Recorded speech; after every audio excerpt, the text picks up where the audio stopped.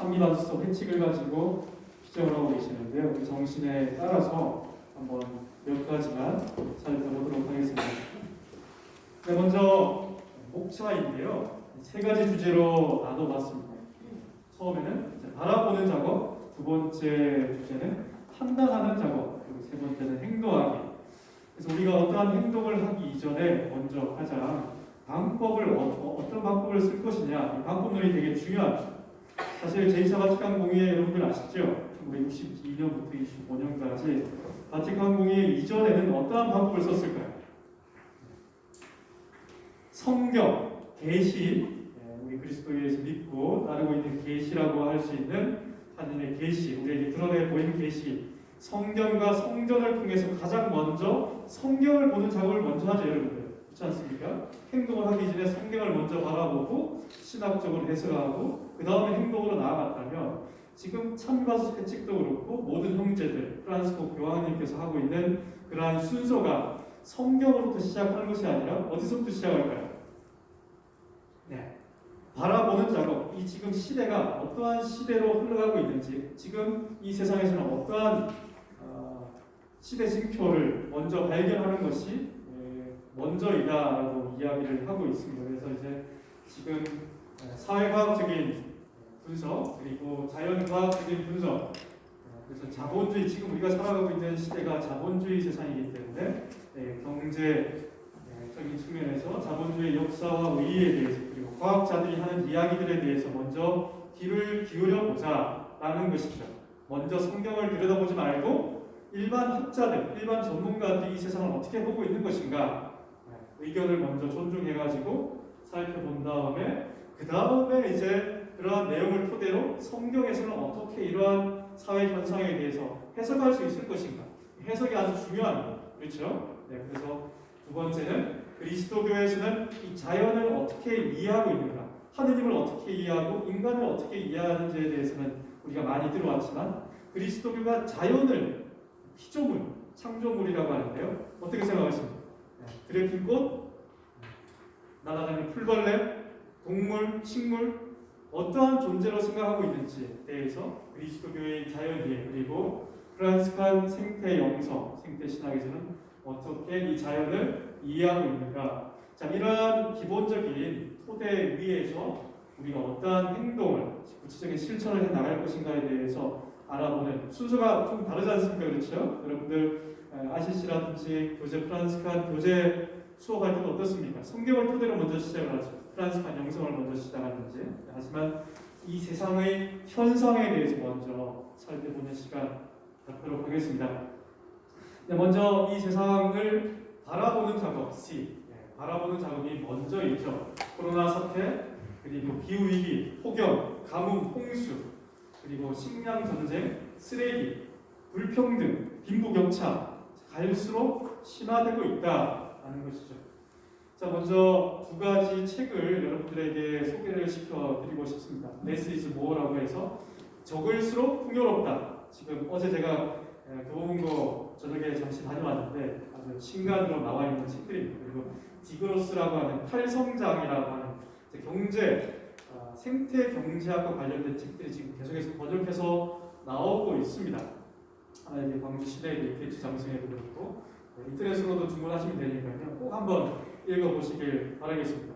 왜냐하면 지금 우리가 살아가고 있는 이 자본주의 역사부터 시작해서 우리가 단순히 생각하는 경제 활동, 경제 생활, 돈을 주고 물건을 사고 팔고 그러한 생활과는 완전히 다른 자본주의가 계속해서 진화, 발전되면서 우리 생활에 어떠한 영향을 미치고 있는지 자본주의 역사 안에서 함께 살펴볼 수 있는 중요한 주제들이죠. 여기 나와 있는 내용들, 자본주의 역사에 대해서 책에 나와 있는 내용들을 간략하게 키워드, 중요한 주제 중심으로 설명을 했는데요.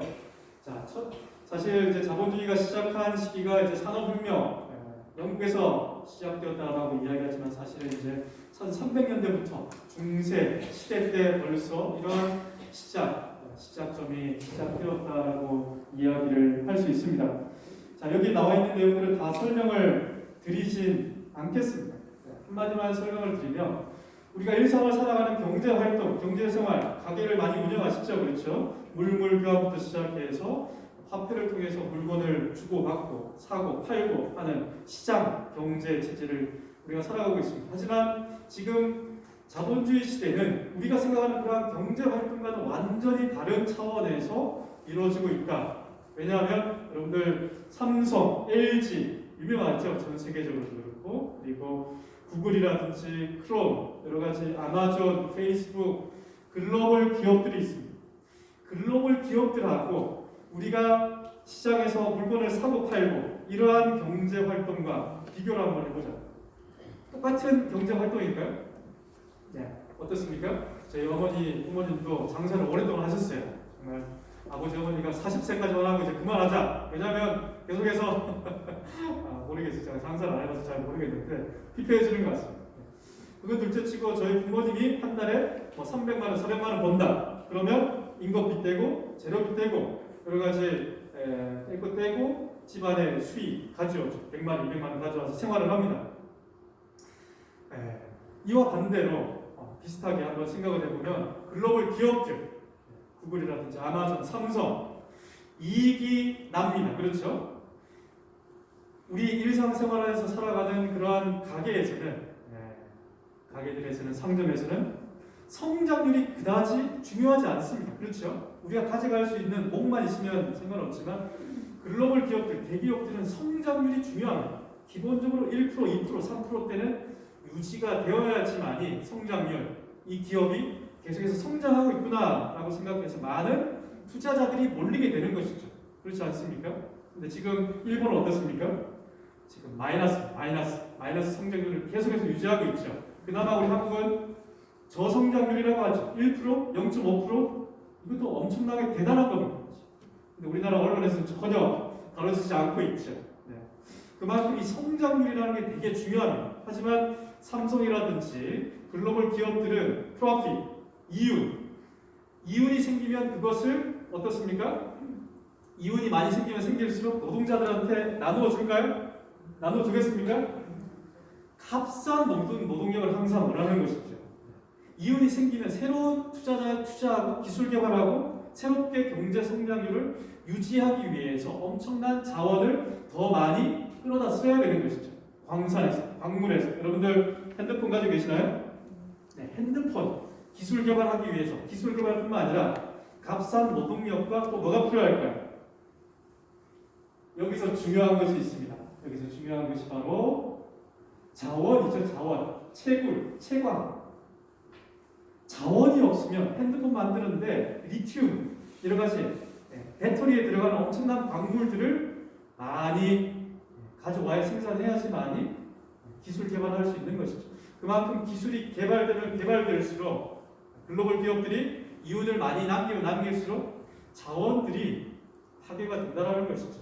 지금 우리나라뿐만 아니라 전 세계가 사용할 수 있는 물질이 4배가 초과되었습니다. 여러분들 그런 얘기 들으셨나요? 전혀 들을 수가 없죠. 언론에서는 이야기를 하지 않으니까요. 기술이 개발되고 1945년 이후에 제2차 세계대전 이후에 전쟁 때 사용하는 모든 첨단 기술들이 이제 화학 비료 회사로 들어가게 되는 것이죠. 화학 가스 많이 들어보셨죠? 화학 실험, 제초제. 그래서 제초제 회사, 비료 회사로 이제 다 탈바꿈하게 됩니다. 기술이 개발되고 많은 식량과 자원과 인구가 증가되면 될수록 자원들이 파괴가 된다는 것을 우리는 이 자본주의 역사 안에서 발견할 수 있는 것이죠. 우리가 그럼 사회주의를 가야 되느냐? 극단적인 그러한 이야기가 아니라 지금 우리가 살아가고 있는 이 세상 자체가 이렇게 흘러가고 있다는 것을 이야기하고 있죠. 그리고 1930년대 혹시 태어나신 분 계시나요? 계실 것 같은데 1930년대. 우리는 책으로만 이제 봐서 아는데 사실 미국 대공황 시기가 엄청나게 불어왔습니다. 미국 대공황. 그때 시작한 개념이 GDP, GNP, 국내 총생산, 국민 총생산 들어보셨죠? GDP. 모든 경제 생활의 지표가 GDP로 환산됩니다. GDP가 뭘까요, 여러분들? 공장에서 찍어서 만드는 제품들에게 가격을 매기는 그 값. 생산된 가격을 이야기합니다. 하지만 GDP에 포함 안 되는 것들이 너무나 많습니다. 여러분들, 우리 어머니들 대부분 앉아 계시는데요. 집안에서 가사 노동, GDP에 들어갈까요? 안 들어갈까요? 아이들, 돌봄, 들어갈까요? 안 들어갈까요? 우리 또 요양원이 여기 있는데요. 어르신들 모시는 거, GDP에 들어갈까요? 안 들어갈까요? 대부분이 안 들어갑니다. 공장에서 생산하는 생산품만 GDP 지수에 들어가게 되는 것이죠. 자, 이 GDP, GNP는 대공황 시기를 극복하기 위해서 우리가 지표를 한번 만들어보자. 만든 사람들도 그냥 지표만 만들자라고 한 것이죠. 네, 하지만 이 GDP라는 개념이 지금까지도 엄청나게 현실적으로 중요한 지표가 되는 것이죠. 하지만 여러분들 혹시 영상이라든지 유튜브라든지 갈 기회가 있으면 부탄을 한번 가보시면 좋을 것 같아요. 부탄. 영상으로만 보셔도 부탄 왕이 엄청나게 유명한 왕입니다. 어떤 왕일까요? GNH 개념을 만들었어요. GDP가 아니라 행복지수라는 개념을 만들었어요. 우리는 생산지수를 가지고 측정하지 않고 한 사람 한 사람이 광주 파스칼 형제의 한 사람 한 사람이 얼마나 행복한지 여러분들 행복하신가요? 이런 질문들 많이 받으셨죠? 행복하신가요? 네. 행복 지수에 대한 평가를 하는 것이 단순히 물건을 많이 생산하는 것이 잘 사는 나라이고 행복한 나라이고 행복한 사람이다, 선진국이다, G20이다 이야기하지 않고 행복 지수에서는 3만 불 1인당 국민소득이 중요하지 않습니다. 15,000불이면 충분하다라고 이야기하는 것이죠. 그만큼 자연을 어떻게 가꾸고 동식물을 어떻게 잘 보존하고 어르신들을 어떻게 잘 모시고 여러 가지 이러한 수치가 나와 있는 것이죠. 자, 이러한 자본주의 시대에 우리가 생활하고 있다는 것을 인식할 필요가 있고 자본주의의 끝판왕, 가장 자본주의가 잘 발달한 나라가 어디일까요? 네, 미국이라고 이제 이야기하죠. 미국, 일본, 한국 대표적인 나라죠. 대표적인 나라입니다. 네. 북유럽 같은 경우에는 자본주의가 미래가 없다, 너무나 모순이다, 잘못된 점이 많다라고 해서 사회주의 개념과 함께 복합적으로 수정돼서 경제 체제를 운영하고 있습니다. 자, 그래서 한 가지만 표를 보여드리겠습니다. 많은 표가 있지만 가장 중요한 표라고 저는 개인적으로 생각하는데요. 자, 우리가 지금 지구 온난화, 생태 위기, 프란시스코 교황님께서 말씀하셨는데 이것이 언제부터 시작되었는가? 라고 이야기했을 때 보통 19세기 산업혁명, 공장을 돌리면서부터 시작되었다라고 이야기하지만 실제 과학자들이 표를 가지고 객관적인 수치를 가지고 이야기하는 것은 잘 안 보이시죠? 네, 나중에 집에서 한번 보시면 좋을 것 같아요. 1945년, 1950년부터 급속하게 인구라든지 인구 증가, 물 사용량, 교통량 증가 모든 것이 비료 사용 증가 모든 것이 1945년부터 시작됩니다. 급속하게 기술이 발전되면 발전될수록 자원을 파괴하고 있고 사용하고 있고 인간이 증가할수록 식량이 증가하고 자, 이러한 수치들이 나오고 있는 것이죠. 그래서 불과 지금 우리가 코로나19 사태와 생태 위기 사태가 불과 50년 전, 60년 전 이때부터 시작되었고 여러분들 우리 인류가 나중에 지질학자들의 이야기를 들어보겠지만 인류가 탄생한 이후에 우주가 처음에 시작되고 탄생한 이후에 가장 부유하고 물질적으로 풍요로운 시대가 언제일까요? 지금입니다. 지금 뭐 젊은 세대들도 뭐 부모 세대보다 못 사는 세대라고 이제 이야기를 하고 있지만 지금 여러분들이 어렵게 정말 열심히 살아왔지 않습니까? 1960년도, 70년도 산업 발전, 경제 성장하면서 지금이 가장 물질적으로 풍요로운 시대가 지금이다. 모든 학자들이 이야기를 하고 있습니다. 그만큼 수많은 자원을 엄청나게 짧은 시간 동안 사용을 했다라는 이야기입니다. 자, 그리고 가장 중요한 보고서 중에 하나가 모든 과학자들이 대부분의 전 세계에 있는 과학자들이 되게 보수적입니다.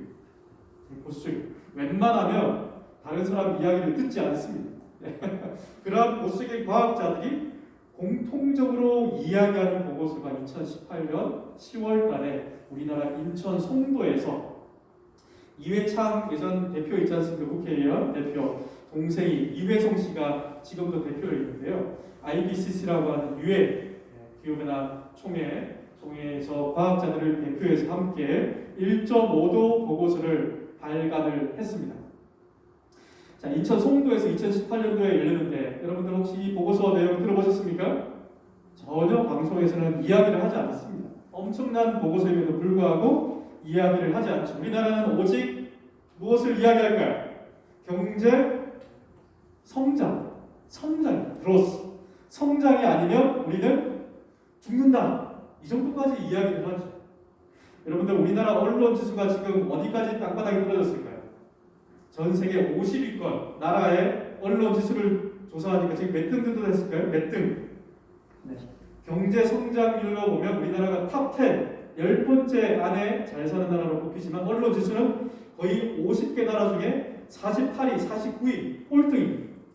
전혀 지금 이 상황에 대해서 객관적인 보도를 하지 않고 있는 것이죠. 지금 뭐 대통령 후보 선거들 누가 염색을 했느니 누가 뭐 했느니 자, 이러한 이야기들만 하고 있는 것이죠.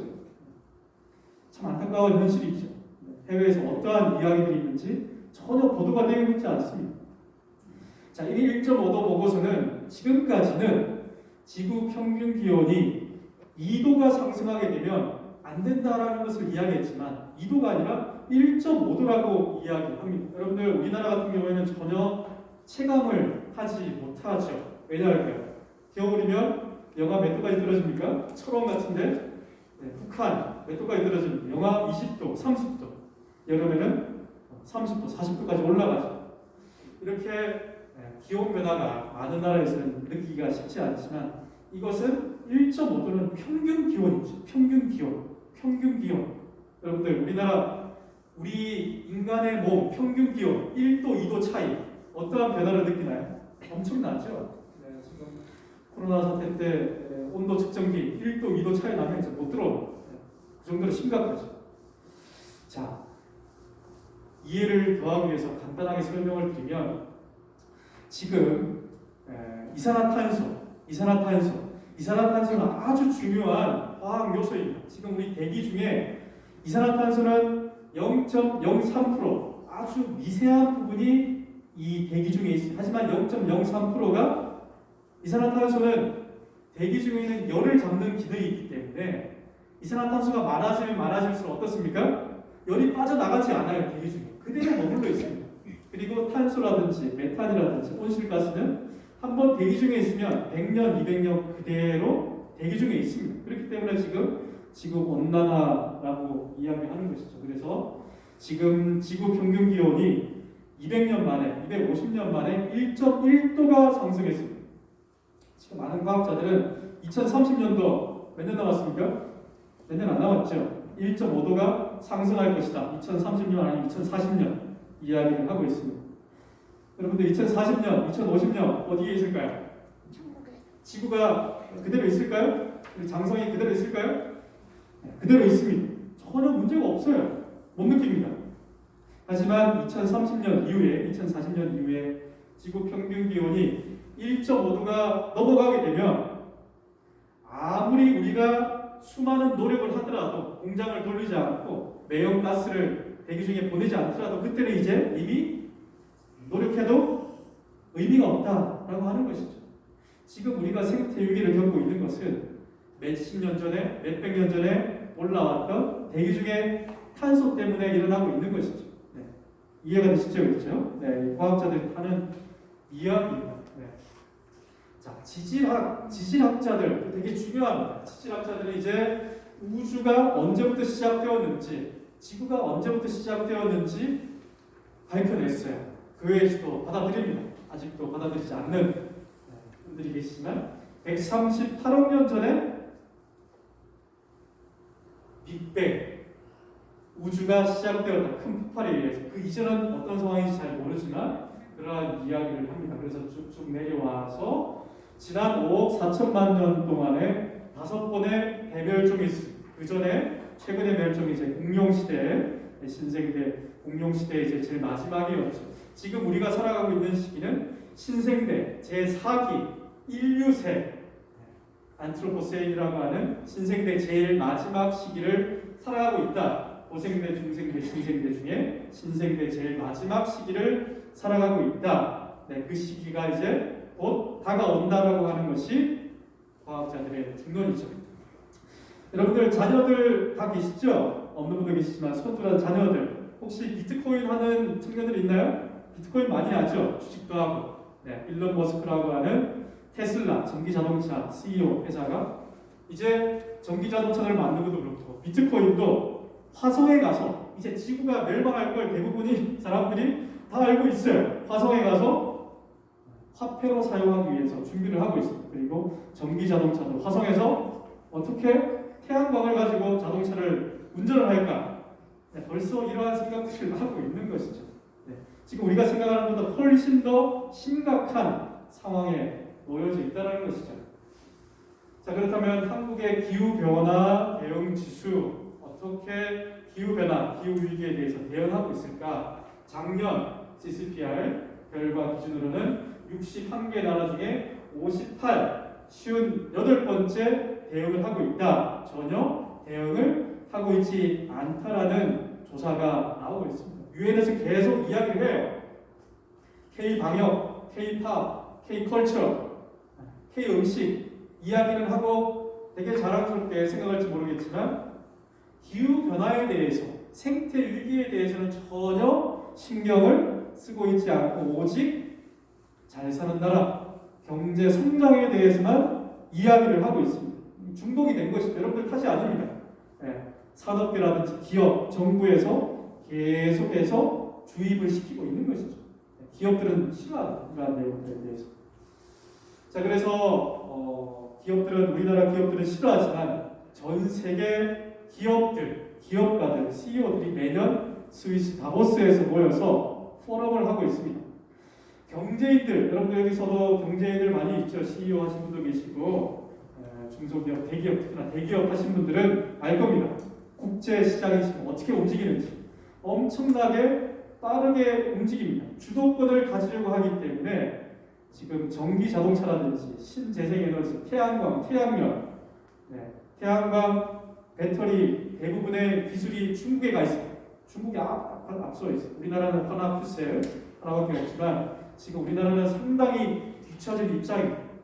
전 세계 글로벌 기업들, 모든 기업들은 2050년까지 탄소 배출 목표를 설정할 것을 요구하고 있습니다. 2050년까지 탄소 배출 제로, 이것이 전 세계의 유엔에서 이야기하는 바, 기업들이 이야기하는 바가 2050년까지 탄소 배출을 제로로 만드는 것이 목표입니다. 2050년. 가능하겠습니까, 여러분들? 가능하겠습니까? 네. 우리나라는 몇 달 전에 발표를 했죠. 2018년 대비 40%를 감축하겠다. 가능할까요? 가능하겠습니까? 네. 공장 돌리는 분들, 뭘로 공장을 돌리나요? 석유, 석탄, 가스. 이제 이걸 쓰면 안 되는 거예요. 자동차, 뭘로 운행하고 있는 거예요? 전기로 해야 돼요. 이것을 2050년까지 탄소 제로를 만들기 위해서는 2030년까지 절반을 감축을 해야 해요. 절반. 엄청난 목표를 가지고 있는 지금 상황이라는 것이죠. 자, 그래서 유엔 기후변화 총회 IPCC 보고서에서는 향후 10년 내 탄소 배출량을 가드로 줄이지 않으면, 획기적인 변화를 가져오지 않으면 엄청난 위기를 겪을 것이다 라고 이야기를 하고 있습니다. 자, 여기까지 이제 대부분의 사회과학자들, 자연과학자들이 했던 내용을 아주 짧게 요약해서 설명을 드렸습니다. 그 다음에는 이제 그리스도교에서는 어떠한 이야기를 하고 있을까? 자연에 대해서. 여러분들 배워보셨습니까? 그리스도교에서 자연을 어떻게 이야기하고 있는지 들어보신 적 있나요? 거의 없죠. 거의 없습니다. 네. 자, 그래서 판단하기, 평가하기, 해석하기라는 작업을 우리가 해야 되는 것이죠. 자, 그리스도교는 이러한 기후위기, 생태위기 시대에 욕을 먹을까요? 욕을 먹지 않고 참 잘하고 있는 종교다. 칭찬을 받을까요? 욕먹을까요? 칭찬받을까요? 여러분들 한번 스스로 한번 생각해 보세요. 그리스도가 신자다, 천주교 신자다라고 하면 어떻습니까? 자랑스럽습니까? 부끄럽습니까? 자랑스러워도 왜 이렇게 기어 들어가는 거지? 마스크를 쓰고 계시더라고요. 자, 그리스도교 전체로 놓고 봤을 때는 엄청나게 욕을 먹고 있습니다. 왜 그럴까요? 왜 그럴까요? 여러분들 예비자 교리 시간에 지금도 교회 성당에서 강론 시간 때 신부님들 이야기하는 주제가 무엇인가요? 지금? 코로나 때는 조금 나아졌지만 하느님과 인간에 대해서만 이야기를 합니다. 왜 그럴까요? 인간의 영혼은 하느님의 모상, 하느님의 모상을 하느님의 닮은 사람들이 바로 인간이고, 인간의 영혼은 하느님과 밀접한 연관성을 가지고 있다. 인간이 아주 중요하다. 인간 중심적인 교리를 가지고 있기 때문이죠. 자연은 어떨까요? 자연은 물론 중요하고 인간이 잘 돌보고 관리하고 보존해야 되는 대상이긴 하지만 인간보다는 더 하찮은, 우리가 사용할 수 있는 자원이다. 자연 자원, 심지어 우리나라에서는 인적 자원이라고 해서 얘기하죠. 사람을 이제 자원으로 생각합니다. 웃기는 이야기죠. 사실 모든 것을 다 자원으로, 산업 발전의 원동력이 되는 자원으로 생각하는 그러한 이념이죠. 그래서 지금 린 화이트라든지 아놀드 토인비 사회학자, 에밀리 모두가 그리스도교에서는 인간이 인간 중심주의적인 가치관, 교리를 가지고 있기 때문에 자연을 아무렇게나 사용할 수 있는 것으로 이야기하지 않느냐. 자, 이러한 비판을 하게 되면 교회 학자들, 주교님들, 교황님들 이 내용들을 받아들일까요? 안 받아들일까요? 여러분들 같으면 받아들이겠습니까? 안 받아들이겠습니까? 이렇게 비판이 심한데 교회 학자들은 받아들이지 않죠. 우리는 자연을 잘 돌보고 관리하고 이것을 잘못 해석했을 뿐이지 자연을 잘 돌보고 관리하고 잘하고 있다라고 하는 것이죠. 하지만 우리 교리 안에서 보면 여기 있는 내용을 다 설명을 안 드리고 요약해서 설명을 드리면 종교개혁 이전까지 중세시대까지는 자연에 대해서 하느님과 자연과 인간에 대해서 아주 통합적으로 이야기를 했습니다. 히브리적 사고 안에서 통합적으로 이야기를 했어요. 중요하다. 하지만 종교개혁 여러분들 기억나시죠? 네, 개신교가 천주교에서 나오는 1517년 종교개혁 때 무엇을 강조했나요? 개신교에서 오직 믿음만으로, 오직 성경만으로, 오직 은총만으로 인간 중심주의적인 신학이 아주 강조되었습니다. 왜냐하면 가톨릭의 잘못한 부분을 이야기해야 되기 때문에. 가톨릭도 이와 별반 다르지 않습니다. 인간 중심주의적으로 이야기를 했죠. 그래서 1917년 이후부터 가톨릭, 그리스도교 전체, 개신교, 가톨릭 모두가 인간 중심주의적인 그러한 신학을 가지고 있었고, 교회의 신학자, 지도자들은 근대과 우주관의 태동과는 이야기를 하지 않았다고 볼 수 있습니다. 그리고 지금 이제 프란시스코 교황님께서 참미받으셔서 회칙을 쓰시면서 인간의 구원론 중심, 인간 중심주의, 이분법적인 사변적이고 원죄를 강조하는, 우리 인간의 죄를 강조하는 구원론적 신학에서, 그리고 이제 창조론, 통합 생태론, 생태적 회심, 죄가 아니라 원복, 하느님께서 창조하시니 보시니 좋았다. 이 세상은 복, 선으로 창조되었다라고 이야기하는 원복, 원죄가 아니라 원복을 강조하는 통합적인 생태론을 강조하기 시작합니다. 자, 이 참여버스 회칙이 나왔지만 반대하는 사람들이 많을까요? 찬성하는 사람들이 많을까요? 그리스도교 안에서 반대하는 사람들이 많습니다. 우리가 생각하는 것과 다르게 반대하는 사람들이 참으로 많죠. 자, 그래서 생태적 회신, 생태적 회계, 통합적 생태론을 어떻게 하면 쉽게 설명을 드릴까 생각을 하다가 생태적 회신, 통합 생태론과 정평창고, 혹시 여기 정평창고 위원들 계시나요? 위원장 계시나요? 담당도 계시죠? JPIC라고 하는 차원에서 이해를 하시면 좋겠다라고 하는 것이죠. 자, 정의, 평화, 창조 질서 보전, 이것이 바로 진, 선, 미. 서양 철학과 동양 철학에서 2000년 동안 지금도 핵심 주제가 어떠한 주제입니까? 진선미 아니겠습니까?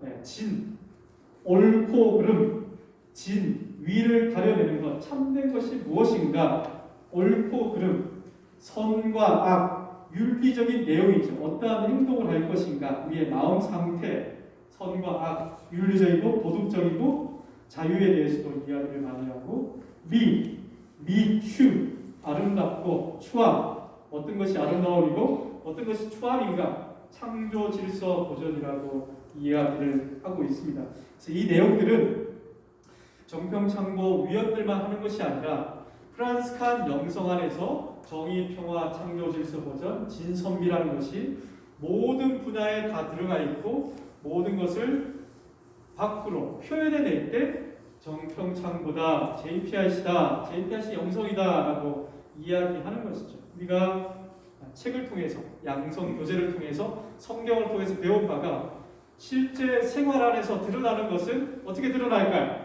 글로 드러날까요? 글로 드러나지 않습니다. 이 한 사람의 말과 행동으로 드러나는 것이죠. 네. 그래서 정의, 평화, 창조 질서 보존 중에 자 이렇게 이것만 가지고도 이제 설명이 참 2000년간의 동서양 철학을 다 이야기를 해야 되기 때문에 그러한 능력도 없고 엄청난 주제인 여러분들이 연구해 보시면 좋을 것 같고 이것을 더 쉽게 한마디로 설명하기 위해서 이렇게 또 준비를 해봤습니다.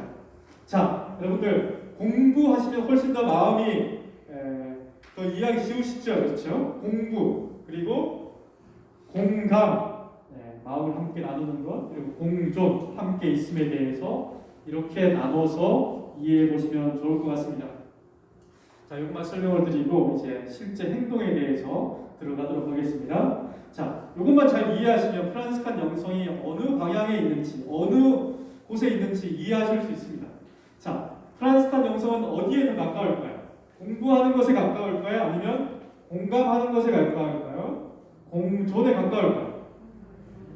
네, 자, 손 한번 들어보겠습니다. 네, 심심하니까요. 네.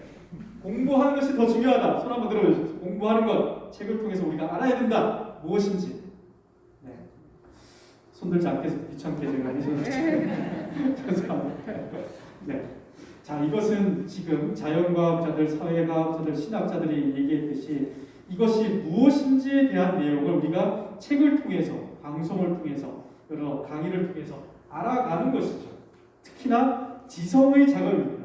여러분들 머리 좋으시죠?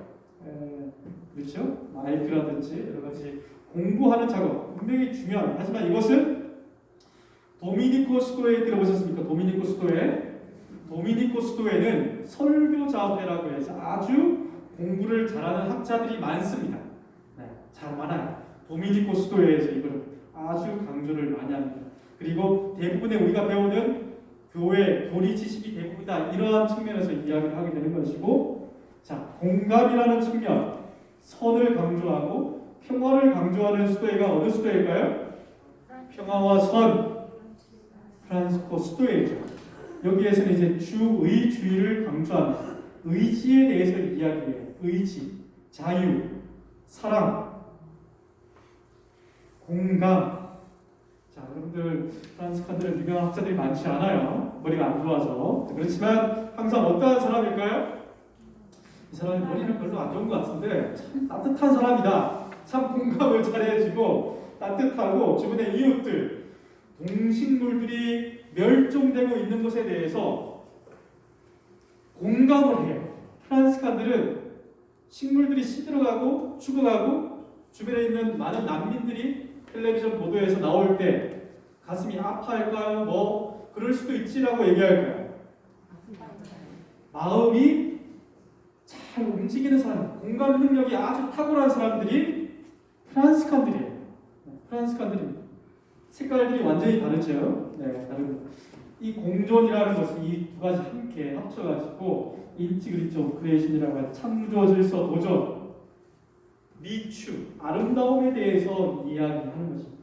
이것이 바로 찬미반수 회칙에 나와 있는 핵심이라고 저는 생각하는데 통합적 생태론, 통합이라는 이야기, 통합, 통합, 연결.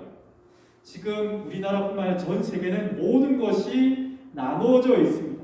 생산과 소비, 남자와 여자, 모든 것이 전문화되어 있고 세분화되어 있고 모든 것이 나눠져 있습니다. 통합하는 것을 배워본 적이 있을까요? 없을까요? 있을까요? 없을까요? 없습니다. 여러분들 이과 문과로 나누고 국영수 모든 것을 다 나눠가지고 우리 양성 체계도 그렇잖아요. 다 나눠놨잖아요.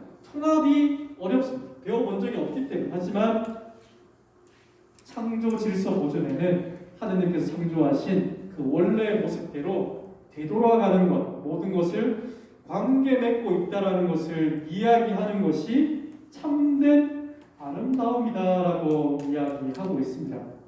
자, 여러분들 심심한데 귀를 한번 만져볼까요? 귀 있습니까? 귀 어디 있습니까?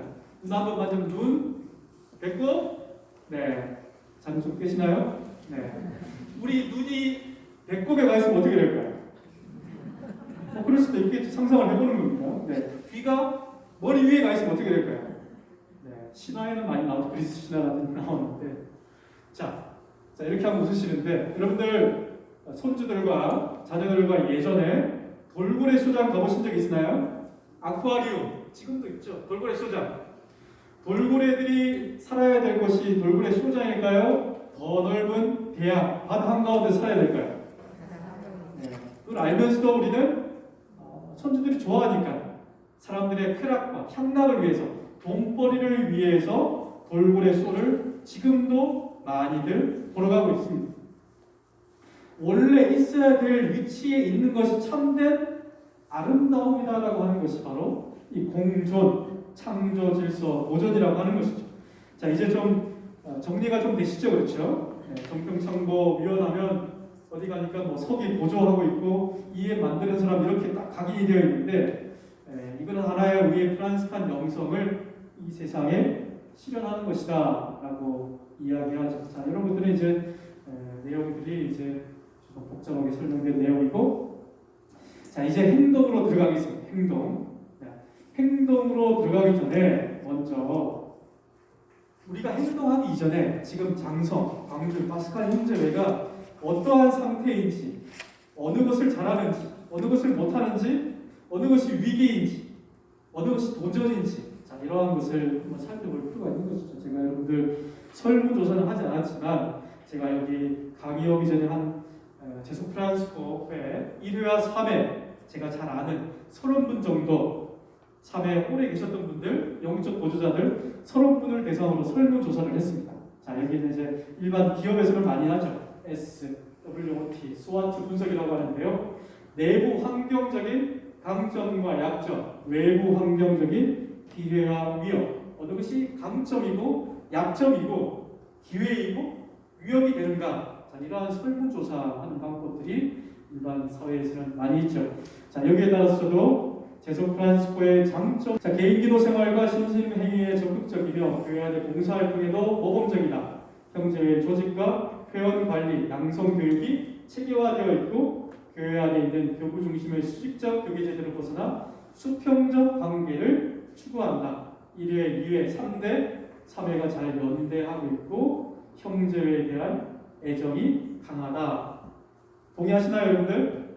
네, 강점, 장점에 대해서 이야기하면, 자 단점은 무엇일까? 내부 환경적으로 부정적인 요소는 세속의 권위주의, 학력 지위가 그대로 형제회로 들어와서 조직 안에서도 학력과 지위가 영향을 미친다라는 이야기가 있었습니다. 그리고 형식적인 원래회를 운영하고 이론 중심의 양성으로 현실과 동떨어진 교육이 이루어진다. 장성 마스카는 안 그렇겠죠? 네. 그리고 사회 문제에 대한 인식이 부족하고 사회 참여에도 능동적이지 못하며 보수화되어 가고 있다. 복음적 가난에 대한 투신이 부족하며 직책에 대한 봉사자 임명이 갈수록 어렵다. 그리고 회원 규정만을 강조하면서 실질적인 회계생활 인식이 부족하다. 반대하시는 분 계시겠죠? 네. 그리고 외부적으로 우리 제소 프란스코의 기회가 되는, 도전이 되는 것은 국가 혹은 지구 차원의 프란스판 정신을 살리는 다양한 시도가 필요하고 회원들 가운데서도 삶의 전문가 양성이 필요하다. 그리고 포스트 코로나 시대에 발맞춘 소통 방식, 유튜브라든지 온라인 방송, SNS 활용이 필요하고 청년 활동을 위한 적극적인 방안, 그리고 기후 대응을 우선한 정평창고 활동이 필요하다. 자, 그리고 마지막으로 외부 환경적 요소, 이 내부가 아니라 외부에서 위협이 되는 요소가 무엇인가? 회원들의 연령이 고령화되면서 젊은 회원들이 들어올 수 있는 환경이 사라지고 있고 형제의 생활, 기도 생활과 사도 생활이 안정을 추구하고 보수화되어 가고 있다. 그리고 개인과 형제회 차원에서 제소 프란스코의 정체성이 상실되고 세속의 이해관계에 집착한다. 그리고 팬데믹 코로나 시대에 능동적이고 창의적인 시도를 어려워한다. 동의하시나요, 여러분들? 네, 동의하시는 내용도 있고 또 반대하는 내용도 있을 겁니다. 이제 이러한 설문조사를 여러분들이 먼저 시작을 하고 행동으로 나아가면 훨씬 더 우리의 강점과 단점을 살펴볼 수 있는 것이죠.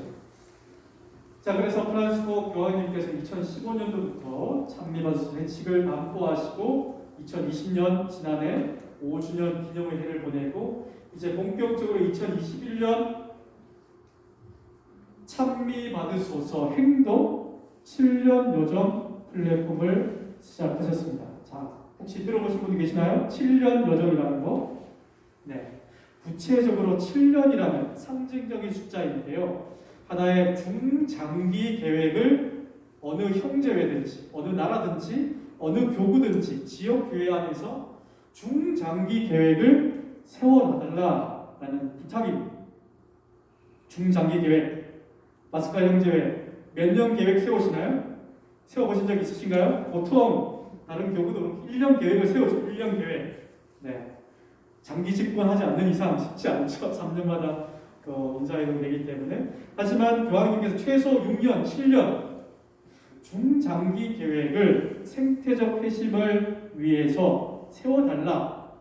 중장기 계획을 세우지 않으면 이 생태 위기 사태를 우리가 벗어날 수 없다라고 하는 이야기를 하셨고, 작년 우리 주교회의 한국천주교 주교단에서도 기후위기 비상사태 선언문을 반포하고 이제 각 교구별로도 7년 계획, 지금 의정부 교구, 수원 교구, 그리고 청주 교구 이 정도 지금 발표를 했습니다.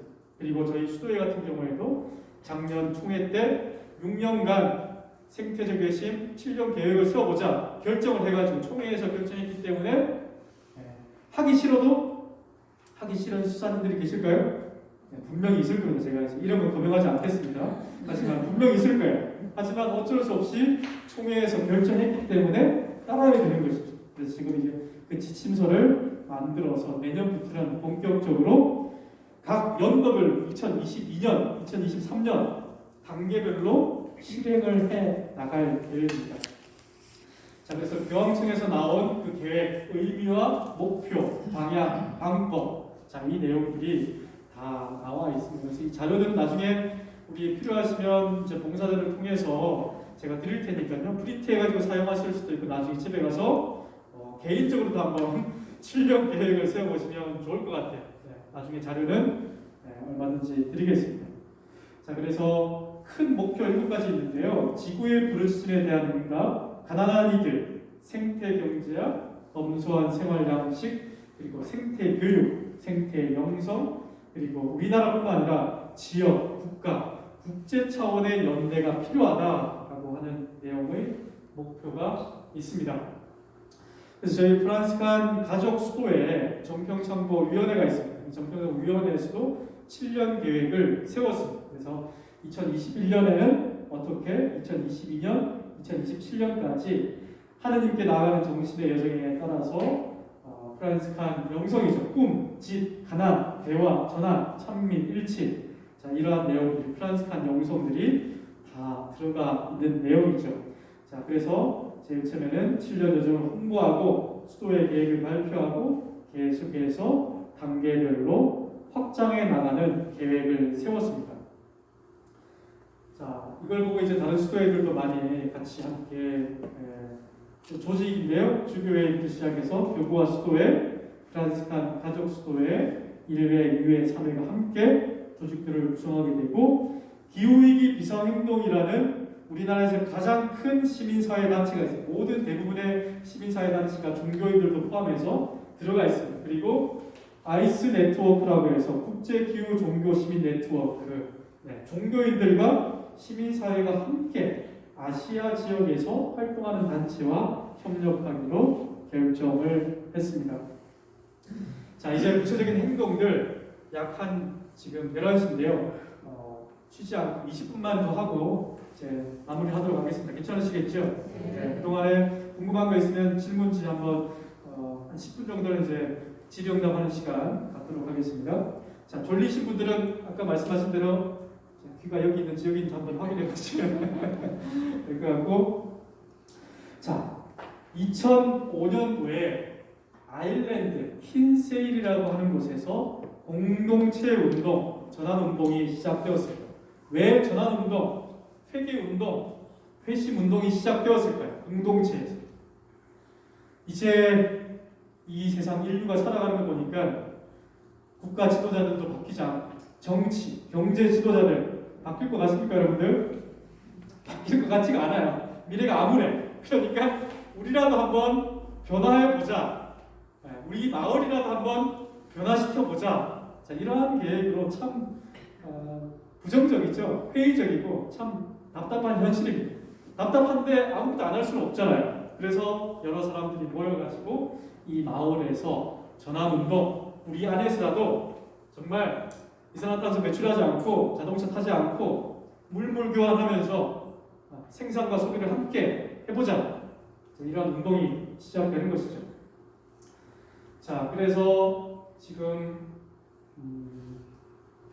한국에서도 이러한 전환운동이 많이 마을마다 진행이 되고 있습니다. 대표적인 예로 서울에 은평 전환마을이 있습니다. 전환마을이 지금 많이 만들어지고 있습니다. 마을 단위 안에서 전환을 시켜보자. 사실 여기 보면 장성 진원면, 프란스코 회관을 중심으로 요양원과 또 많은 마을이 있습니다. 여기 마을에서라도 한번 진행해보자. 우리가 미래는 암울하기 짝이 없지만 우리 안에서라도 한번 이러한 시도를 한번 해보자. 마을에서 모든 것이 전환운동이 시작이 되는 것이죠. 그래서 여기에서는 이제 채식운동을 많이 하죠. 육고기, 소고기, 특히나 소고기 같은 경우에는 소고기가 다 어디서 나올까요? 다 외국에서 가져옵니다. 네. 소를 만들기 위해서 아마존에 있는 엄청난 밀림이 파괴되고 소를 먹이는 사료를 키우기 위해서, 콩을 키우기 위해서 밀림을 다 없애는 것이죠. 소고기가 가장 많은 이산화탄소를 발생시킨다. 그래서 채식운동이 아주 우리 일상생활에서 개인이 할 수 있는 가장 중요한 운동 중에 하나였죠. 네. 그래서 끝나고 나서 우리 수사님이 점심 고기 먹으러 가자는데 고기 안 먹습니다. 처음에는 좀 주저주저 했는데 요즘에는 고기 안 먹습니다. 채식하고 있습니다. 분명하게 이제 이야기를 해요. 서울에 있는 루피너 형제의 봉사자 서기가 채식을 해요. 비건이라고 이야기하는데 처음에는 사람들이 그냥 고기 먹으러 같이 갔다가 나중에는 그 한 사람 때문에 한 사람의 취향에 맞춰가지고 존중하기 위해서 된장찌개나 생선이나 이렇게 먹으러 갑니다. 한 사람 한 사람의 영향력이 엄청나게 중요한 것이죠. 네. 서로 비난할 필요는 없지만 한 사람 한 사람이 얼마나 중요한 행동을 영향력을 미칠 수 있는지 알아가는 것이죠. 자, 우리나라 음식은 대부분 다 채식이잖아요. 채소잖아요. 다른 나라 사람들이 와서 놀랍니다. 우리나라 음식이 채소 종류가 이렇게 많은 걸 보고 놀래. 하지만 장사를 하게 되면 채식 장사가 될까요? 안 될까요?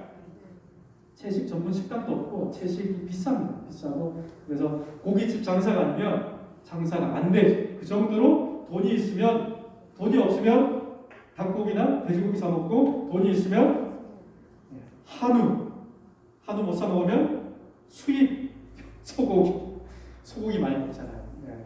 자, 이러한 채식 운동 중요한 기업 마켓 여러 가지 운동을 실행할 수 있는 것이고, 그리고 이제 독일의 채식주의, 독일에서는 캐나다, 미국 국가별 채식 전문점, 채식 식당이 거의 없어요. 저도 한국에서 지금 채식 식당을 찾아다니는 이제 그런 맛집 여행이 아니라 채식 식당이 어디 있는지 한번 찾아가고 있는데 우리나라에는 거의 없습니다. 고기가 안 들어가는 음식이 거의 없죠. 자, 그래서 특히나 젊은 층에서 채식 운동을 활발하게 진행하고 있다. 자, 만일 10,000명의 사람들이 하루 동안 고기 없이 산다면 차 한 대로 28만 8,917km를 운전할 때와 비슷한 이산화탄소량이 발생하게 되고 한 사람이 93년간 쓰레기에 충분한 물이 사용될 수 있다는 것이죠. 자, 탄소를 줄일 수 있는 가장 빠른 방법 중에 하나는 육식을 줄이는 것입니다. 자, 일주일에 2-3번 육식을 했다면 한 번만 줄여도 엄청난 영향력을 발휘한다는 것이죠. 자, 고기를 먹고 안 먹고를 떠나가지고 이것을 우리가 알고 있느냐 모르느냐 인식 차이가 엄청나게 날 수 있는 것이죠. 자, 진주 경남지구 제소프란시스코 형제회원들은 버려지는 쓰레기가 너무나 많은 거예요. 중고물품이 너무나 많아서 중고물품 자원 회수를 해가지고 계속해서 재활용, 재사용할 수 있도록 자발적으로 종교인들과 시민사회가 합쳐서 함께 이러한 활동들을 하고 있는 것이죠. 쉽지 않습니다. 또한 광주 지역을 한번 들여다보니까 채식 식당이 어디가 있나 제가 지금 계속 찾아다니고 있는데 찾지를 못하겠어요. 광주 지역에 거의 없습니다.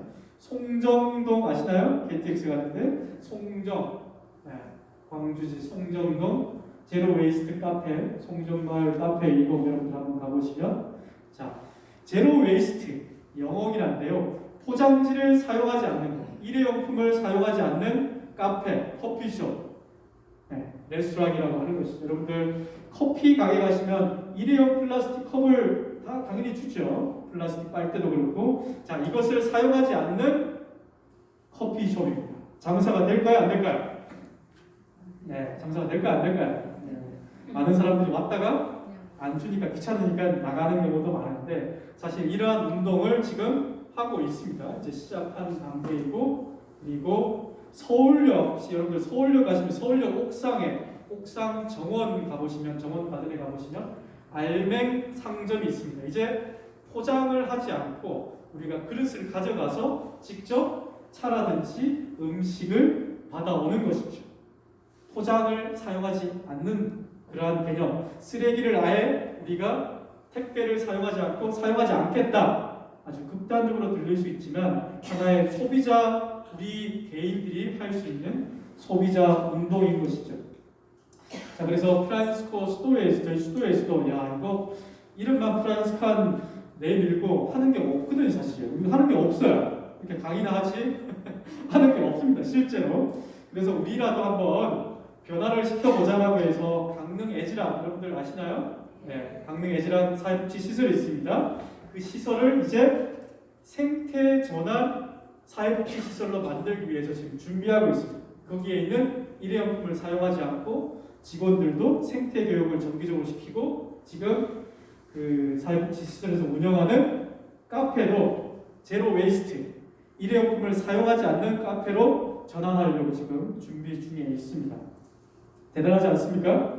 잘 될까요? 안 될까요? 잘 안 될 것처럼 우리는 이제 잘 될 겁니다. 희망을 가지는데 여기에는 매니아층이 있습니다. 저 같은 사람은 이러한 카페들을 직접 찾아가요. 멀리 있더라도. 일회용품 주는 가게는 아예 가지를 않습니다.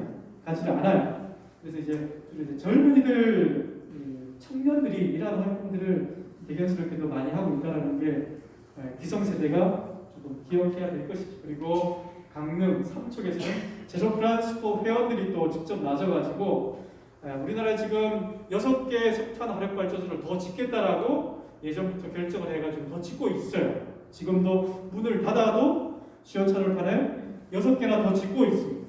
그래서 지금 삼척 같은 경우에 여러분들 동해안 가보시면 삼척, 강릉, 동해, 울진, 석탄, 원전, 완전히 에너지 집중된 시설들이 다 동해안 지역에 집중되어 있습니다. 사람들이 없고 고령화되어 있고, 그리고 연령층이 고령화되어 있는 그 지역에 이러한 에너지 산업단지를 짓게 되는 것이죠. 그래서 이제 우리 프란시스코의 일회 신부님들과 제적 프란시스코 회원들이 이러한 시민사회단체와 더불어서 탈석탄 운동을 하고 있고, 그리고 서울시에 있는 태양광 설치된 교회기관이 어디인가 평화신문에서 조사를 했는데요. 단 총 27곳 서울 시내에 있는 가톨릭 본당 시설 수도에 27개밖에 안 된다라고 하는 그런 현실, 놀랍지 않습니까 여러분들? 그 큰 서울에 수백 개의 본당과 수도회가 있는데 27개밖에 지금 설치를 안 했어요.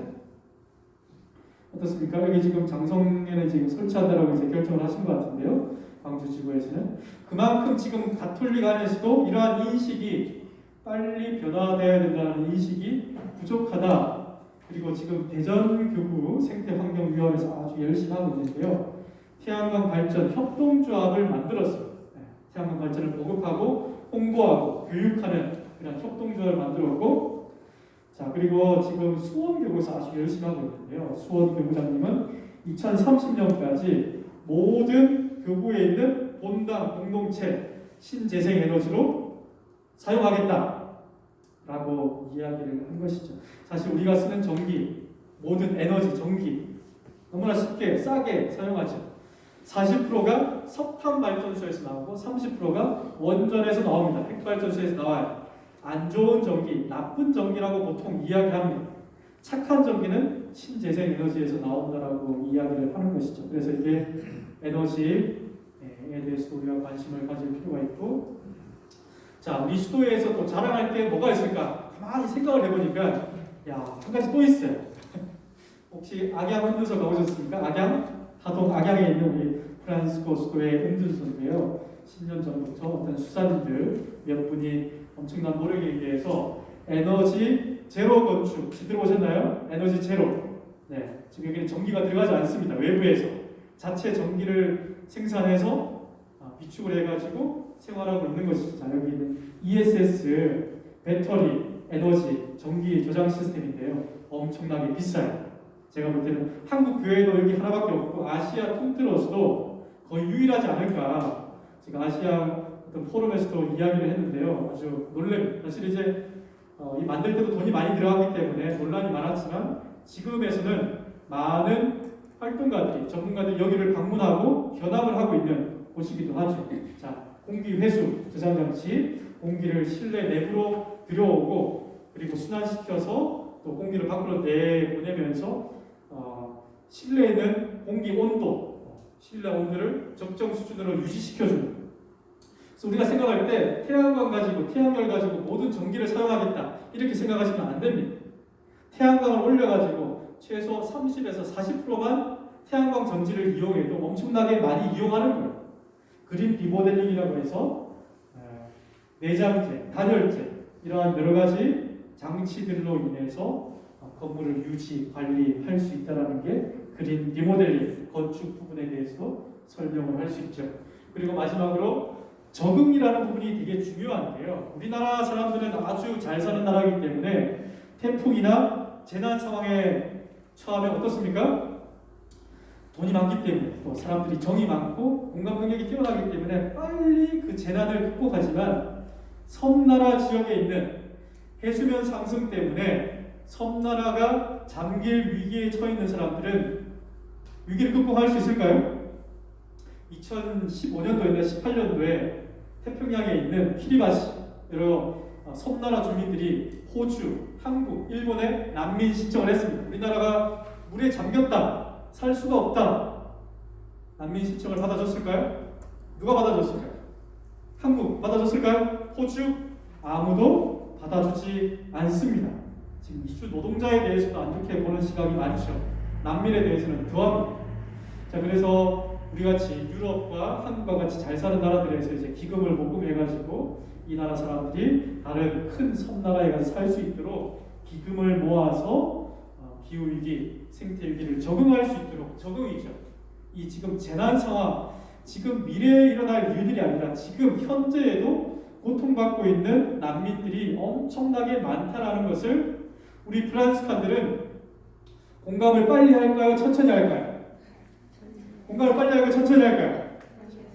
수사인들한테 이러한 얘기 계속 했는데 공감을 할까요, 안 할까요? 이거는 이제 사용하지 마세요. 편집하시고. 왜냐하면 우리나라는 느낄 수가 없습니다. 직접 그러한 난민들을 재난 위기 상황에 처해 본 적이 있습니까? 없습니까? 없어요. 난민들이 들어올 수도 없어요. 북으로는 막혀있지. 삼면은 바다로 둘러싸여있지. 난민들이 들어올 수가 없습니다. 하지만 지금 중동이라든지 유럽이라든지 엄청나게 난민들이 남아메리카만으로 남미에서 미국으로 들어가려고 하는 벽 보셨나요? 미국에 쌓여있는 난민벽 엄청납니다. 지금 난민들 때문에 문제가 심각해요. 그 난민들이 다 식량 위기 때문에 지금 일자리 부족뿐만 아니라 먹을 게 없어요. 먹을 게 없습니다. 먹을 게 왜 없느냐? 라면서 먹으면 되지. 이런 이야기를 하는데, 자, 기후위기, 생태위기, 얘는 남반구죠. 남쪽 지역에 있는 국가들은 갈수록 가뭄에 노출돼. 심각해져. 비가 안 와요. 북반구에 있는 나라는 갈수록 이제 가물량이 많이 내릴 겁니다. 비가 어떻게 내리나요, 여러분들? 장마 시기에만 딱 내리나요? 국지적으로 엄청나게 재난을 일으킬 만큼 많은 비가 내리게 되는 것이죠.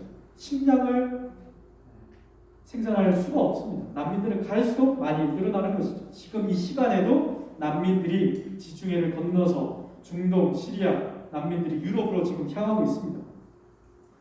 자, 이러한 차원에서 교황님께서도 이제 마지막으로 설명을 드리면 종교인들, 니네들이라고 하면 안 되겠죠. 우리 종교인들 제발 가톨릭, 무슬림, 다른 종교들도 그 템플, 성당 안에서, 교회 안에서만 있지 말고 제발 좀 밖으로 나가서 전문가들하고 같이 이야기하고 함께 연대하고 함께 시민사회 안에서 활동을 해주십시오라고 찬미 바드소서에서 쓴 내용이 연대, 대화라는 측면이 바로 이 내용이죠. 그렇지만 교회, 성당 안에 있는 신자들, 밖에 사람들 나갈까요? 안 나갑니다. 안 나가요. 우리 3회 재속해 이것만 하면 됐지. 장성 본당 일이 얼마나 많은데 왜 밖에까지 신경을 써요? 나가기가 참으로 쉽지 않습니다. 하지만 우리가 배우는 회심은 계속해서 영역을 확장해 나가는 것이죠. 내 몸, 내 가족뿐만 아니라 주변의 이웃들이 어떻게 살아가고 있는지 계속해서 확장을 해 나가야 되는 것이죠. 그만큼 우리가 할 일이 되게 많습니다. 여기 있는 내용을 우리가 할 수 있는 그러한 내용들이 다 나와 있습니다. 하지만 한 가지만 설명을 드리고 마치도록 하겠습니다. 자, 경제학자들이 이야기하는 바가 가장 또 신선한 내용인데요. 자, 최저임금, 생활임금 이야기하잖아요. 시간당 최저임금 9,000원 해야 된다, 10,000원 해야 된다 이야기하는데, 자, 최고임금을 설정해야 된다라고 이제 이야기해요. 최고임금 어떻습니까? 1%의 부자들이 어떻습니까? 절반이 세계 부의 절반 이상을 다 차지하고 있어요. 불평등입니다. 정의로운 일일까요? 정상이 아니죠, 사실. 그렇기 때문에 지금 스페인에 있는 몬드라곤 협동조합에서는 가장 임금을 많이 받는 CEO가 최저임금보다도 6배를 넘어가지 않게 받아야 된다는 것을 규정을 하고 있어요. 6배. 그렇기 때문에 사장들이, CEO들이 자기들이 더 많이 가져가려면 노동자들에게도 더 많은 비용을 줘야 된다. 여러 가지 규제들이 많이 있죠. 여기까지 설명을 드리고, 혹시 제가 설명한 내용들은 끝입니다. 네, 여기까지 설명을 드리고, 혹시 여러분들 궁금하신 점이 더 중요할 것 같아요. 네, 여기에 대해서 몇 분이 없으시겠죠? 아마 한 분이라도 계실까요? 여기까지 좀 설명을 드리고, 소화가 안 되시죠, 정말. 그렇죠? 지금 사실은 이 내용만 가지고 사실 생태 철학자들, 생태 경제학자들이 하는 대학 공공일자리, 지금 주 4일 근무제도 이제 언급이 되기 시작합니다. 주 4일 근무제 가능할까요? 여러분들 현실적으로 또 상상을 해가지고 지금 주 5일 근무제 하는데도 아주 여러 가지 부정적인 이해관계가 많은데, 주 4일 근무제 가능할까요? 네. 이제는 우리나라는 가능할지도 모르겠지만 기본소득이라든지 지역화폐라든지 재난지원금 많이 하고 있잖아요. 다른 나라에서는 엄두도 못 내는 일들이죠. 주 4일 근무제 하게 되면 이제 일자리를 나누어 갖는 겁니다. 일자리를 나누어 가지면 임금이 줄어들겠죠. 임금이 줄어드는 대신 어떻게 될까요? 기본적으로 생활할 수 있는 사회복지 시설이라든지 도서관이라든지 목욕탕이라든지 지금 화성에 가면 버스가 무상입니다. 청소년들, 청년들, 어르신들 대상으로 무상이에요. 예산을 임금을 적게 받더라도 살아가는데 문제가 없도록 만드는 것이죠. 예산을 그렇게 편성하시는 것이죠. 사회복지시설에. 그래서 여러 가지 대안들이 많이 나오고 있습니다. 그래서 여러분들 공부를 하셔야 돼요. 공부를 하시고 텔레비전에만 나오는 내용, 포털 사이트만 나오는 내용 말고 공부를 하시고 그리고 주변에 아파하는 사람들, 이웃들과 함께 공감할 수 있는 그러한 장동 파스칼 형제회 되시길 기도하겠습니다. 네. 질문은 제가 여러분들 다녀봐도 거의 없어요. 뒤에서 화장실 갈 때 차 마실 때 이제 살짝 와서 이제 물어보시는데 네. 궁금한 내용 있으면 또 연락 주시고 다음에 또 다른 내용으로 좀 좋은 내용으로 찾아뵈야 되는데 참 우울한 이야기만해서 저도 이야기하고 다니면서 되게 우울해요. 희망을 찾아야 돼요. 그래서 장성 여기 이제 교육기관 중심으로 여기도 이제 전환마을로 꾸미면 좋지 않을까 생각이 돼요. 그래서 저희 위원회에서도 이제 강령을 시작으로 해서 다니면서 이런 전환마을을 만드는 프로젝트를 준비하고 있습니다. 자, 영광스러워 마치고 끝내도록 하겠습니다. 영광이 성부와 성자와 성령께